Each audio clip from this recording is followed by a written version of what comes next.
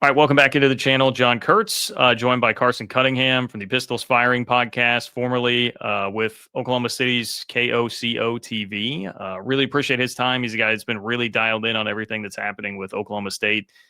And Mike Gundy, and man, I appreciate the time, Carson, first of all, but 69-3 on Saturday. I mean, it was pretty jarring for me to watch. As somebody who's as connected to Oklahoma State as you, how jarring was it for you and for that fan base to watch on Saturday? Well, first, thanks for having me on. Big admirer of your work. I love your newsletter. It keeps people like me in tune with what's going on at other schools within the Big 12. So love this show that you do, and a big admirer of your work. So I'm happy to be on. And Yeah, thank you. it was jarring to say the least. I mean, they've done a lot of improvements, what I thought defensively, in terms of the talent upgrade, just the physicality and speed and size just look completely different than what we're used to seeing at Oklahoma State. At Oklahoma State, you've always had high-powered offense. They're well known for that. But they've had really like heady, resilient defenses with sure tacklers and really smart football players. And I kind of thought the defense coming into that Oregon game would give them at least a chance to be within 10 points, maybe even at halftime. And those maybe I put a little too much stock in because I went to the game against UT Martin week 1 for Oklahoma State, and it backed up everything I was hearing in terms of the physicality upgrade and the athleticism upgrade that was occurring on defense. And as you saw, I mean, 2 quick touchdowns of 75 plus yards kind of dispelled that and snowballed from there. It's jarring because we all know the success Mike Gundy's had. We all know the success Oklahoma State's had. It was kind of the tipping point for what we had seen for many years now and their lack of competitiveness. I mean, we all go back to the Colorado game the year before, but really this has been an ongoing issue in terms of the drop-off at Oklahoma State football for several years now. I mean, since 2022, they've trailed by double digits in 22 of their past 32 games against FBS competition.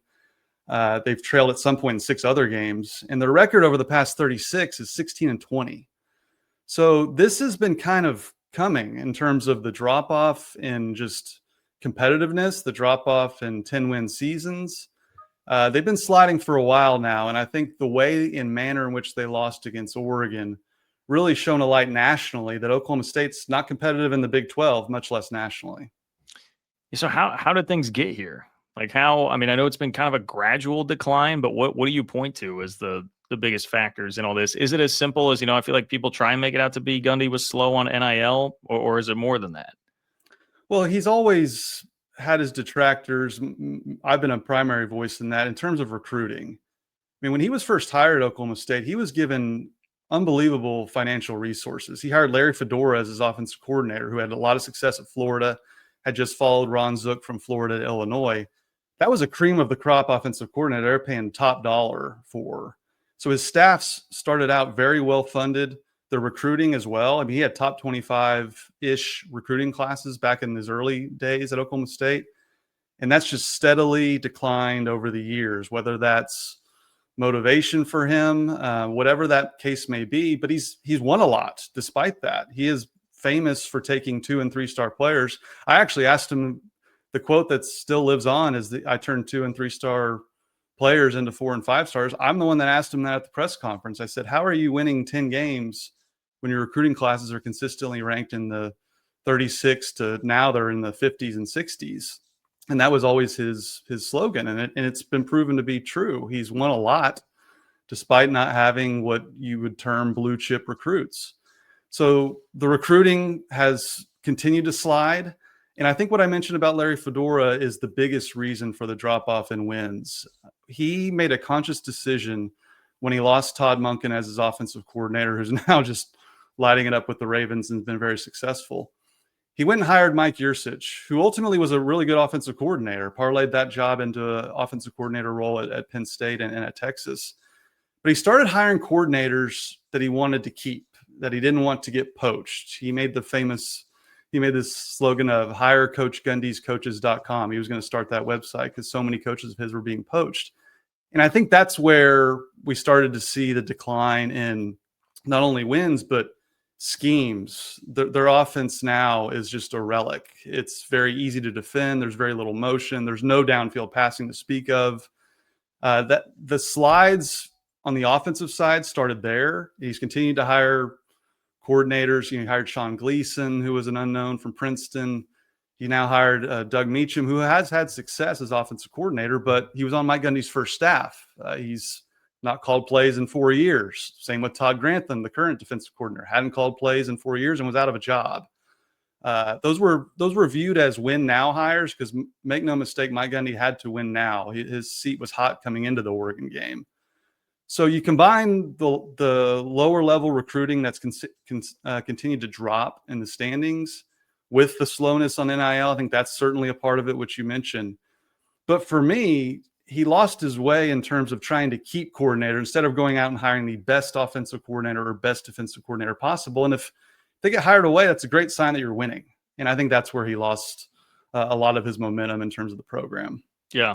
Definitely can understand that. I mean, as far as the NIL stuff goes, I can imagine the people that have been frustrated with him already had to just hate the comments that he made leading up to the game that got him into a bit of a war of words with Dan Lanning about, hey, we've spent, I'm trying to remember what it was, what did he say, 7 or 8 million over the last 3 years, where they've spent 40 in 1 year and all of that. I mean, it's just, if you're trying to read the room in 2025, that's not really a thing to be bragging about these days now that it's legal, that you can do it. What did you make of those comments? Was he trying to accomplish something specific with that? Or was it preemptively like, hey, this may not go well? Like, what do you think the motivation was for those comments? Well, I think what makes Mike Gundy so appealing to cover and like is fun to cover, and he's authentically himself. And I struggled with it because most of me, having worked in the media, we want coaches to be forthright and open and honest. And then if they are, we get outraged, or the opposing coach is outraged about it. And it's like, well, what do we want here? Do we want what?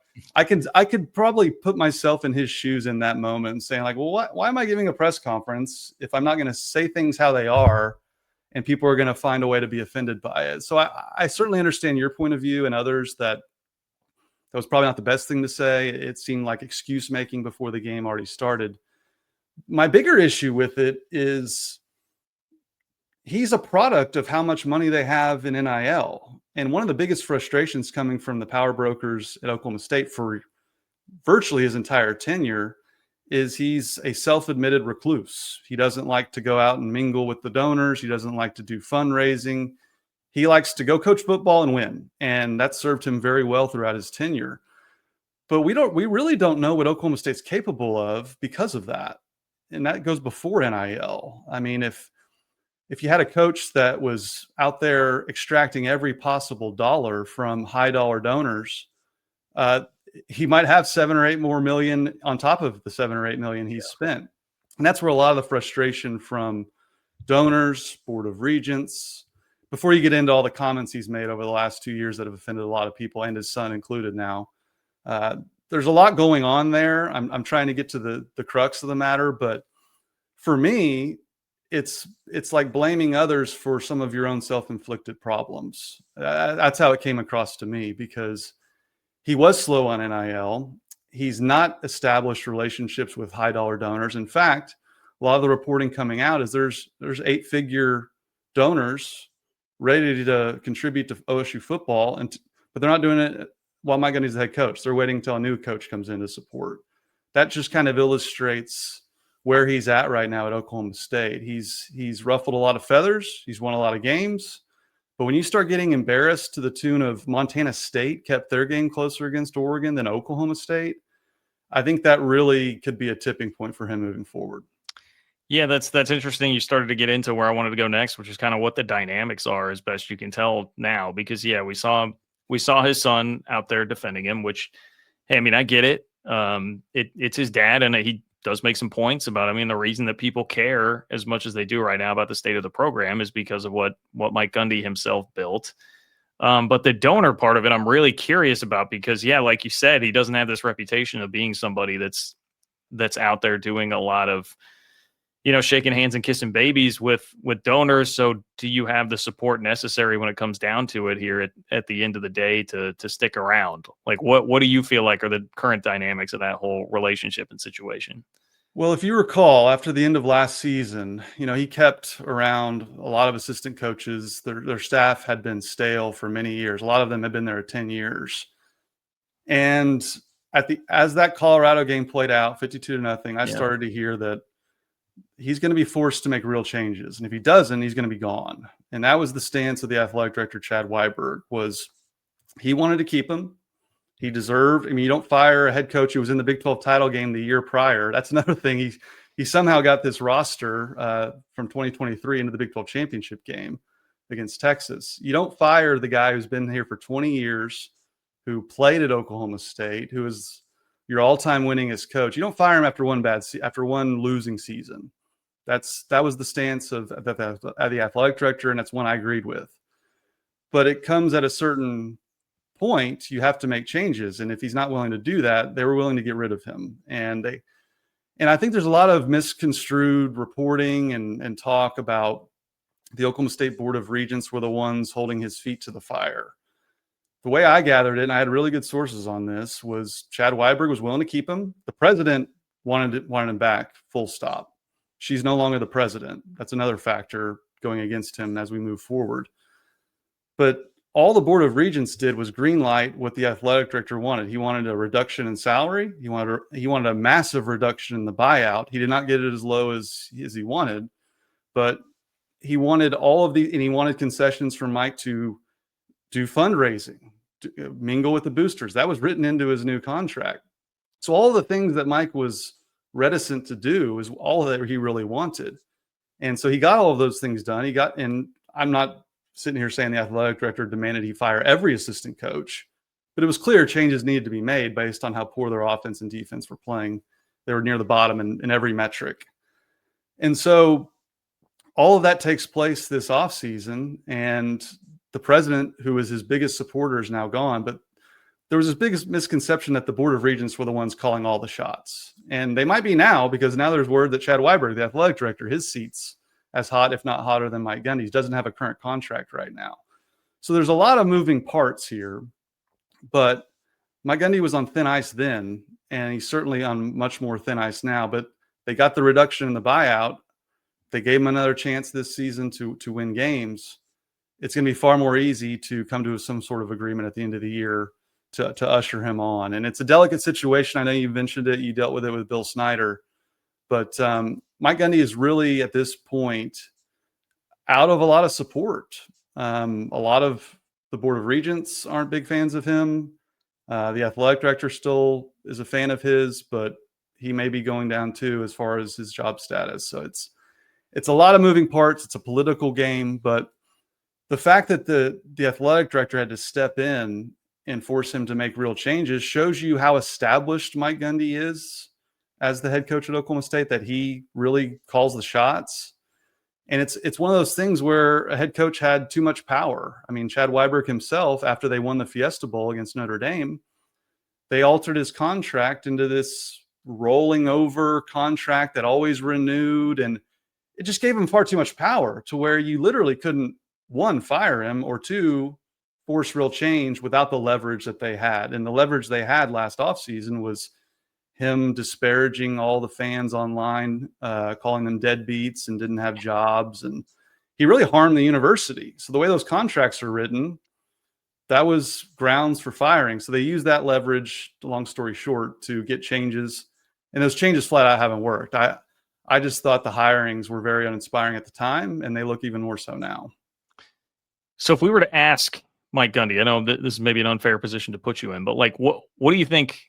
What would be his pitch for like the path forward? Like whatever this season's going to be, I mean, we'll see how it turns out. Obviously, it's not looking like this is going to be a bowl team or anything, but assuming it continues on this current trajectory, like what is the path out of this? If you are Mike Gundy or a Mike Gundy supporter, defender, however you want to describe it, like how do you get to where you want to go?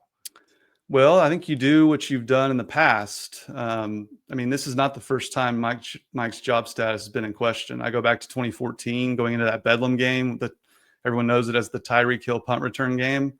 I mean, there was a lot of talk then, real talk, real reporting going on that Mike Gundy could be fired after that game. That was 2014.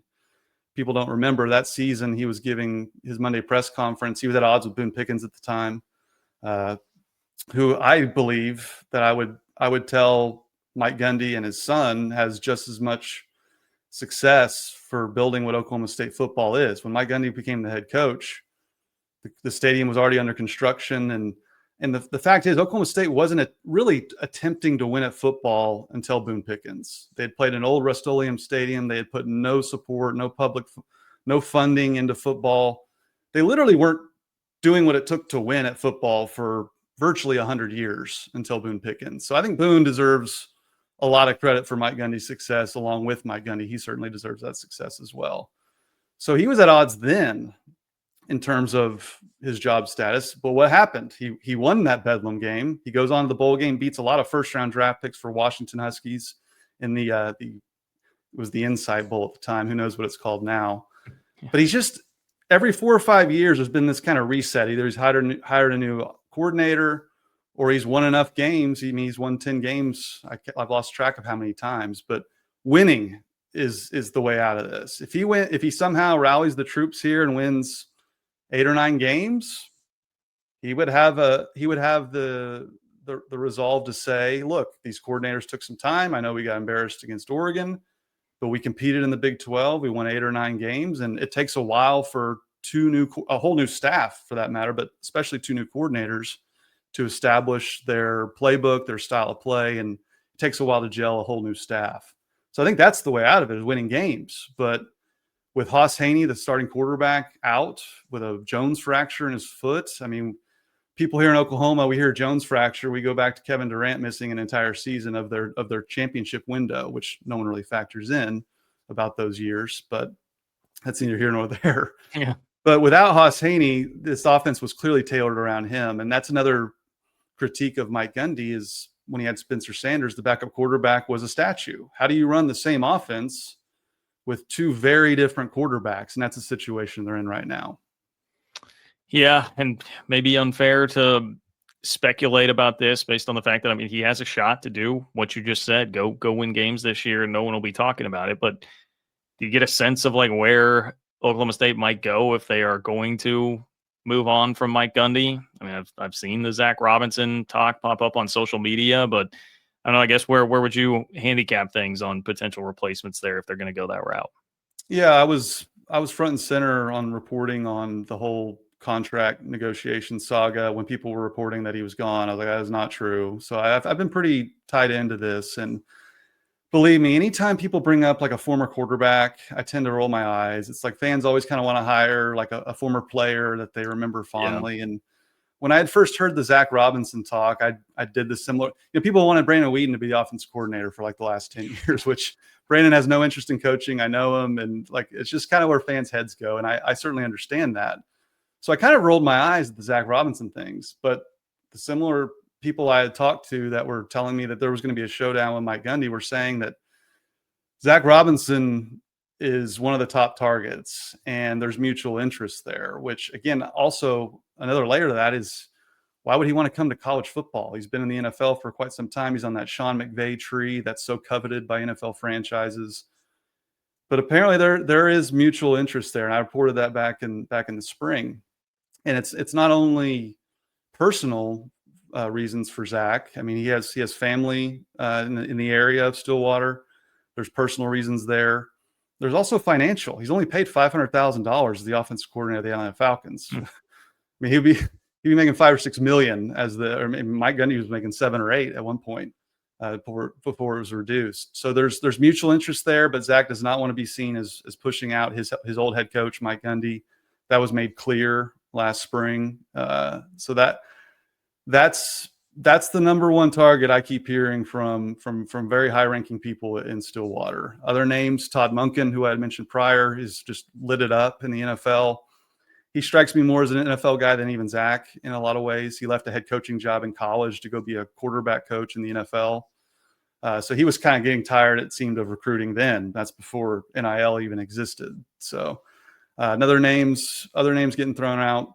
Jim Knowles, who just provided the best defense we've ever seen in the Mike Gundy era in 2021, kind of caught lightning in a bottle there with a lot of 5th, 6th year guys, a lot of older players.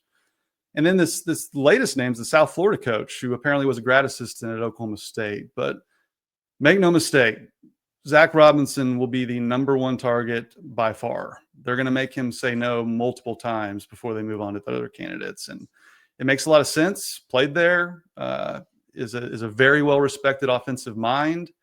And the most encouraging thing about him as a candidate is I also heard that he has a plan. Like, he has a real plan for how to handle NIL, how to garner support. And when you juxtapose Mike Gundy and Zach Robinson in terms of going out and getting financial support in droves, it's a totally different scale there. Zach Robinson was a very, very, very well-liked quarterback, very similar to Colin Klein in your neck of the woods, in terms of just not only a great player, but just a really good dude and a person people really liked a lot. So they're going to make him say no, but that's a tricky hire because their last game is December 29th. Oklahoma State's last game of the regular season is November 29th. And if they make the playoffs, how do you get that ball rolling if that's who you want to hire with NIL and recruiting and all those things? So long way to go before then. But if that time comes, I think that's who they go after. And I ultimately think he would take the job. It'll be fascinating to watch all that play out, no doubt. Carson, really appreciate it. If you guys want to follow what's going on here, definitely make sure you follow Carson_OKC on Twitter, or check out the podcast hosting he does for Pistols Firing. So, Carson, I appreciate it, my friend. Thank you for joining me. Great to catch up here, and we'll talk again soon. Thanks a lot, John. Appreciate it. Big fan of your work, and thanks for having me on. I really appreciate it.